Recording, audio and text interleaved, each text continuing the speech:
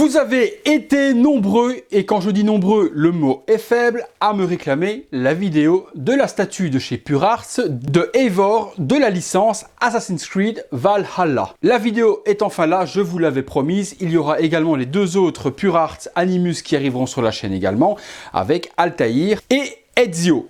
On s'attaque sur celle-ci. Grosse attente de ma part parce que je suis hyper fan des Vikings, hyper fan du chara-design appliqué par Ubisoft sur le personnage de Eivor. La possibilité en plus avec cette statue de pouvoir faire les deux caractères féminins et masculins. Une grosse folie en vue. Comme toujours, un énorme merci à l'équipe PureArts. Arnaud, Dan, Nicolas, Agnès, un énorme merci à vous de me faire parvenir les statues afin de les faire découvrir à la communauté. Une boîte énorme. On est sur 1 mètre de boîte, sur 60 de haut, sur 40 de profondeur. Donc vraiment le plus gros des packaging chez PureArts que j'ai pu voir aujourd'hui.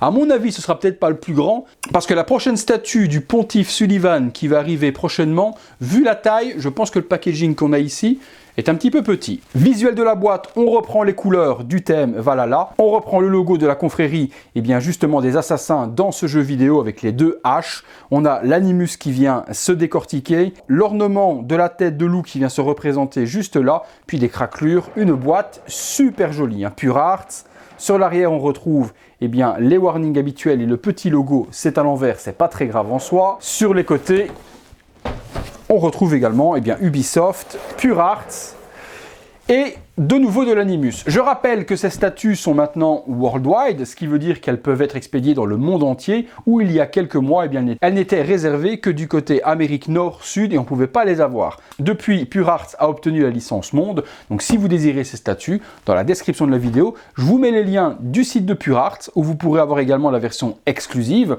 On est parti pour le contenu, on regarde ce qu'il y a à l'intérieur. Tous les éléments sont déballés. Est-ce que je vais avoir besoin de ça? Oui, honnêtement, impossible, je pense, à moins de passer 2 heures à chercher où quoi va aller où, de pouvoir assembler ce genre de choses sans le manuel. Il y a une vingtaine de parties de résine translucide, mais du plus bel effet, d'animus à mettre partout. Ouais, il y a vraiment beaucoup d'éléments. Pour le corps, ça m'a l'air pas trop compliqué à assembler, mais les parties d'animus... Les gars, je vous assure qu'il y a beaucoup de choses à voir. On est parti, comme d'hab, les amis, sur la base. La base, pas trop lourde, je m'attendais à quelque chose de beaucoup plus lourd. Elle est creuse et elle est totalement en résine translucide bleue, recouverte de neige. J'aime l'effet appliqué. L'effet de neige est plutôt pas mal géré. Il y a plein de numéros partout sur la base pour venir mettre les éléments. J'espère que les éléments sont numérotés également, sinon je vais galérer.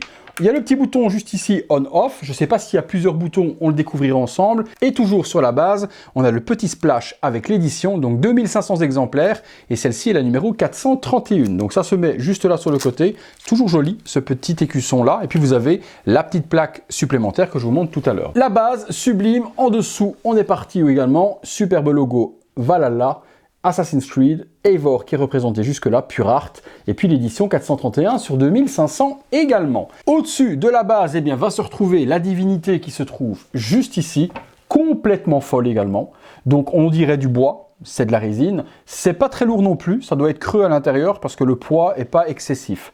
Et elle va venir se plugger sur la base pour me donner du décor à l'arrière de Eivor. La sculpture du bois, on a vraiment l'impression d'avoir du bois.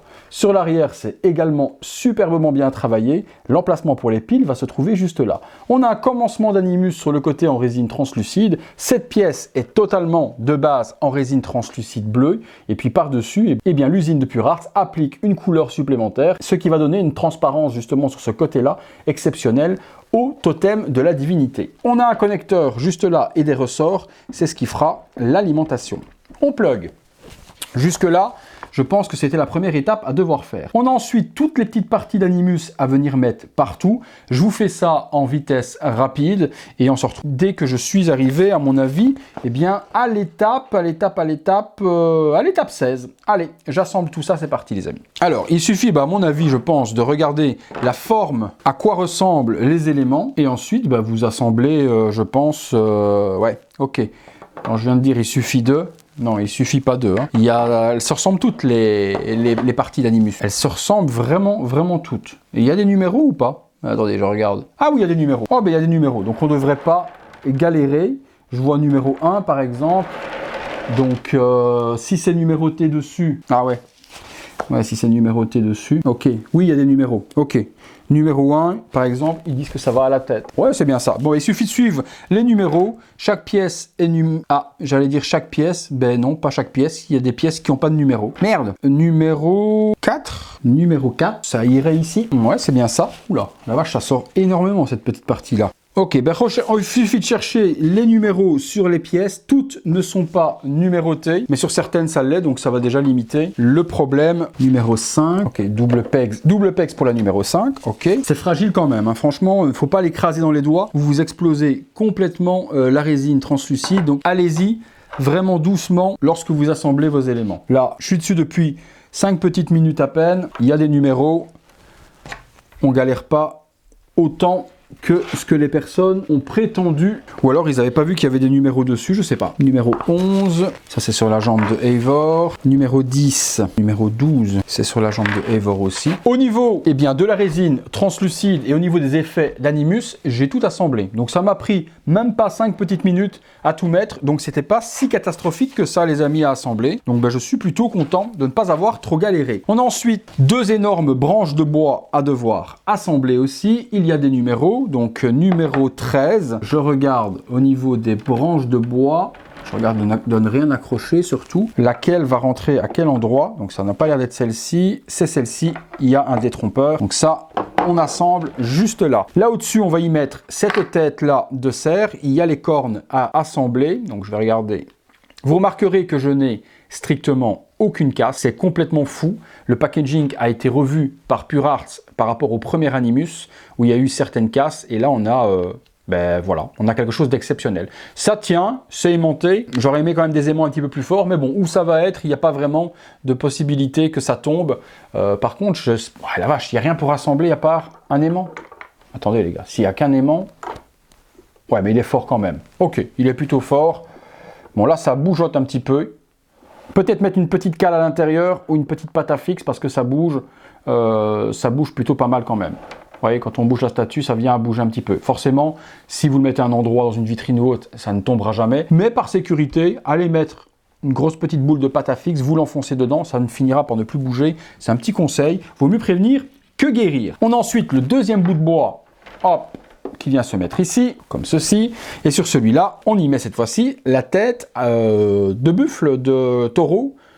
Ouais, une tête de je sais pas quoi, avec des grandes cornes différentes de la tête de cerf. C'est aimanté aussi. Alors, je regarde. Ok, c'est aimanté de la même manière. Ça bouge aussi un petit peu. Conseil, mettez une petite cale ou un petit peu de pâte à fixe aussi.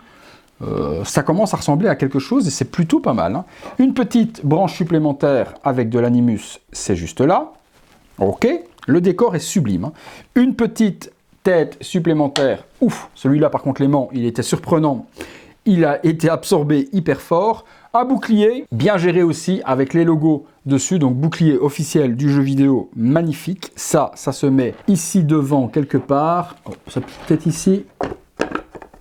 Ensuite, la tête, on a un casque typé un petit peu gladiateur avec la crête sur le dessus. À l'intérieur, le crâne a complètement été gelé. On le voit même plus et il y a de la neige. Donc ça donne un petit élément de décor. Pas désagréable non plus. Ensuite, ils nous disent de partir sur le body. Il est juste là. Zéro casse non plus sur le corps. Tout est en parfait état. Et on retrouve la tenue de Eivor. Belle imitation de fourrure sur le dessus. Les lanières, les bottes, la neige, les petites bourses à l'arrière. Une tuerie. Le costume est détaillé de ouf, tout comme le jeu. Pure Art, de toute façon, il n'y a pas grand chose à dire. C'est pas les premières productions que vous voyez. Généralement, c'est du très bon boulot. Surtout cette gamme Animus qui fait rêver beaucoup de monde. Et merci encore à Pure Art d'avoir bataillé pour avoir la licence mondiale. Parce qu'à importer, ça commençait à coûter une grosse douille. Hop, ça se plug. Alors, je regarde parce que je ne suis pas bien plugué. Ok, là, je suis bien enfoncé. N'hésitez pas à enfoncer bien votre statue parce qu'il y avait un petit jour et c'est juste parce que je l'avais mal mis. On a ensuite des éléments à venir assembler en plus. Alors, j'ai des éléments comme ceci. J'ai celui-ci à venir assembler au pied. Ok. J'ai celui-là à venir assembler ici au pied. Pour faire l'effet, il y a des light-up là-dedans? Non, il n'y a pas de light-up. Un petit peu dommage, du coup, ces parties Animus vont rester éteinte parce qu'il n'y a pas de lumière pour l'illuminer. Dommage. L'arc, il se met... Alors, l'arc se met juste là. Les flèches sont attachées à l'intérieur. Et ça vient... Ah, d'accord, attendez. Hop. Il faut venir d'abord le passer dans la boucle. C'est du PVC. Vous risquez pas de le casser pour venir l'emboîter. Voilà, comme ça, il est accroché avec la boucle du carquois. Et puis, cette petite partie-là, PVC également, à venir accrocher. Bah, je pense de l'autre côté, non? Ah, ils ont omis cette partie. Je rêve ou quoi? Attendez. Ils ont omis cette partie-là. Et je sais pas où elle va. Effectivement, ils ont omis cette partie. Et sur la photo, à moins qu'on puisse alterner entre le carquois et le lasso. Bah écoutez, j'en sais rien. Je vais le mettre là. Mais sans aucune conviction que c'est là que ça va. On va la mettre à cette ceinture-là, tiens. Voilà, on va le mettre juste là. Non, je vous assure, les amis, cette partie-là est oubliée. Donc, est-ce que c'est pour laisser le choix de mettre le carquois ou de mettre le lasso avec la pointe? Je ne sais pas. Oublie. Dans le manuel, l'arc, ben, je pense qu'il doit passer par devant, venir s'emboîter dans le dos. Je cherche le pegs. Il est là, effectivement. Donc, ça se met bien par devant la corde. Hop.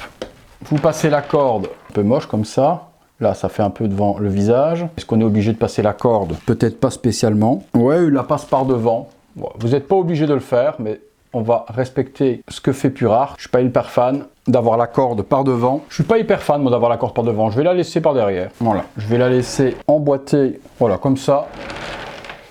Ouais, sur l'arrière comme ça. Moi, ça ne me dérange pas de ne pas l'avoir devant, mais vous pouvez vous la mettre par devant si vous voulez. On a ensuite les bras de Eivor avec ce bras-ci pour commencer. Que voilà. Deuxième bras avec de l'animus, comme ceci. Ça commence sérieusement à prendre forme et elle est dantesque. Hein. Dantesque. Profondeur, la vache, c'est quand même assez profond. Hein. Oh la vache. Ah ouais, quand même.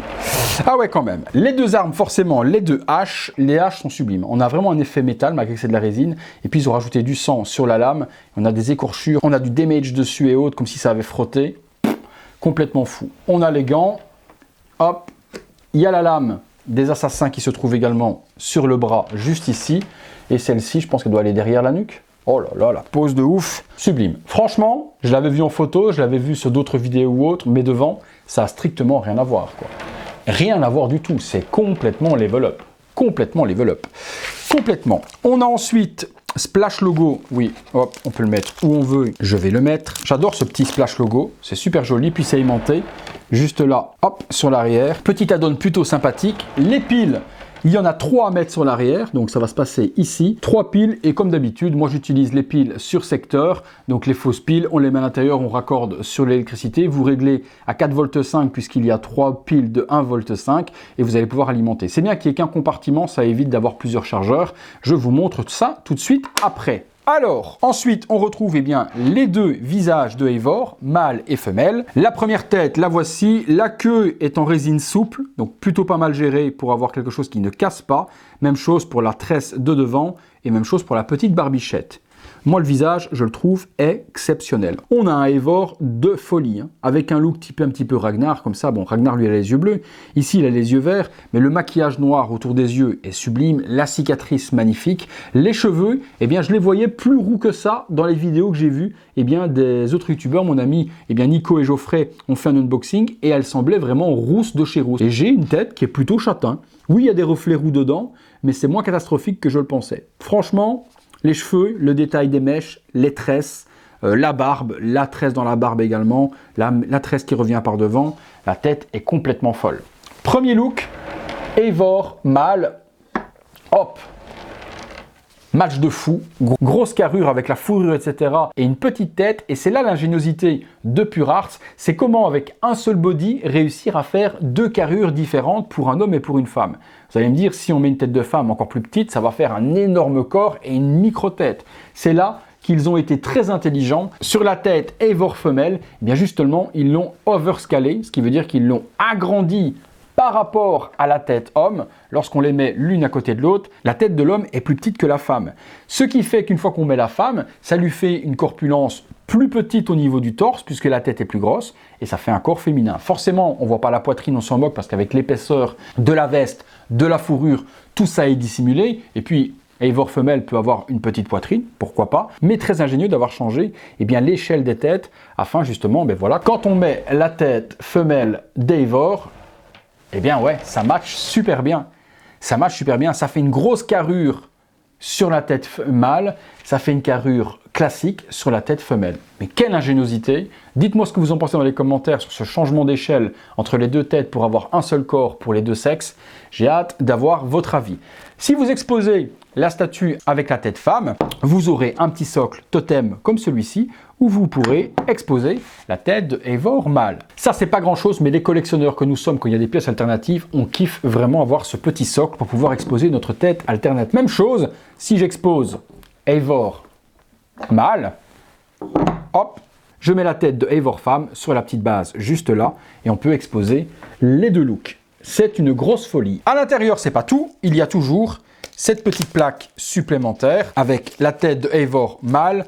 J'aurais personnellement fait un recto verso avec Eivor mâle d'un côté, Eivor femelle de l'autre, avec mon édition 431. Et même chose, parce que Pure Art va vraiment jusqu'au bout des choses, une petite stèle noire laquée pour venir exposer. Eh bien, ça fait un joli certificat d'authenticité à exposer de la sorte. On regarde, on met les piles, on voit ce que donne le light-up. Voilà, moi, au lieu d'utiliser des piles classiques, ça, j'en ai rien à faire. J'utilise ceci, batterie, eh bien, sur alimentation, ce qui me permet d'utiliser mes statues Assassin's Creed sur la domotique, avec Alexa, etc. ou autre. Et bien, du coup, en branchant sur une prise connectée, je peux allumer mes statues sans bouton, sans quoi que ce soit. J'active le premier bouton. Et puis ensuite, avec la voix, eh bien, ça s'active facilement quand je lui dis d'allumer ma collection. On retrouve du coup un chargeur d'Alim avec différentes piles, des fausses piles. Il y a 7 piles au total, donc de quoi faire. Vous avez la toute première pile et vous trouvez dans la description le lien si vous avez besoin d'acheter ce type d'éléments. Ça doit être dans les 12 € ou autre, mais bon, quand on voit le prix des piles, à quelle vitesse ça se décharge et à quel point c'est chiant de devoir activer des boutons, l'investissement il est vite fait. Vous avez cette première fausse pile qui est raccordée sur un câble. Derrière, ça ne se verra strictement pas. Vous branchez cette fausse pile pour commencer, vous calculez le nombre de piles que vous avez, 3. Du coup, juste ici, vous avez eh bien, le sélecteur de voltage, 3 piles de 1,5, vous mettez 4,5, donc deuxième cran, voilà, donc du coup vous avez le bon voltage. Vous tournez, vous mettez votre première pile où vous voulez, au-dessus, en bas, peu importe, ça n'a pas d'importance. Donc on connecte la première et puis on met 2 fausses piles pour faire le contact sur les 3 alimentations. Voilà. Une fois que les piles sont mises et que le contact est fait, vous remettez votre petit câble tranquillement sur le côté juste là. Regardez, c'est vraiment comme si ça avait été étudié pour. Et vous remettez le petit cache qui vient s'aimanter. Le petit câble sort comme si c'était une alimentation classique. Ça ne gêne pas. Et on branche sur l'alimentation. C'est ingénieux de fou. C'est ingénieux de dingue. Ça évite justement d'avoir des piles qui se déchargent, d'avoir de l'intensité moindre que ce qui est prévu pour illuminer la statue. Et vous ne changez jamais les piles. Et vous pouvez du coup l'utiliser de façon connectée. Pure Art a dit que prochainement sur les nouvelles statues, il y aurait le double choix. Pile et également peut-être prise micro USB à connecter sur un chargeur téléphone ou quoi que ce soit pour alimenter les statues. C'est quelque chose qu'il fallait voir, donc je suis content qu'il soit réactif là-dessus. Le bouton, il est où? Il est là. Je mets ma main du coup de l'autre côté pour illuminer la statue et regardez ce que ça donne. Forcément, vous êtes friand, je vous montrerai également dans le noir ce qu'elle donne aussi. Allez, on est parti. Ah ouais, c'est ce que j'espérais. Ah ouais, ça allume vraiment tout autour en s'illuminant. Dommage, pas de light-up là, pas de light-up là. Il l'avait fait sur d'autres statues, mais c'était des boutons à activer sur le corps, un petit peu plus chiant. Il y en avait quand même une, je pense que ça doit être Altair ou Ezio, où il y a un connecteur jack dans le pied qui faisait illuminer le corps. Ils auraient dû le faire sur celui-là aussi, avoir un connecteur jack pour illuminer ces parties-là, et avoir le câblage qui passe dedans pour illuminer toutes ces petites parties. Là, il y a uniquement l'animus de la base qui s'illumine, mais c'est plutôt joli, hein, plutôt joliment fait. Hein. Je kiffe plutôt pas mal. On éteint les lampes, on regarde ce que ça donne. Dans la pénombre, juste les lumières d'ambiance derrière qui sont illuminées bleues et vertes pour rester un petit peu dans l'univers de Valhalla. On active les light-up et puis on fera le noir total. Voilà, avec les light-up activés, ouais. Avouez que ça fait son petit effet tout de même. Hein. Je pense pas grand-chose à dire. C'est plutôt masterclass. Plutôt masterclass, hein. Avec l'ambiance derrière comme ça, super joli. Hein. Illuminez bien votre statue également avec une lumière d'ambiance. Vous allez avoir quelque chose de complètement fou. On fait le noir total. Voilà, on est presque dans le noir total. Il reste encore la fenêtre. Et là, malheureusement, je ne peux pas faire le noir. Il fait jour dehors. Hop, on regarde ce que ça donne. Et voilà, vous avez du coup la statue illuminés. Moi j'adore. C'est ce que j'aime dans les statues Animus de chez Pure Art. C'est justement ça quoi. C'est les light-up. C'est complètement fou. Complètement fou. Ça et une petite lampe devant qui vient illuminer votre Eivor. Grosse folie. Grosse folie. Vraiment. On rallume le tout.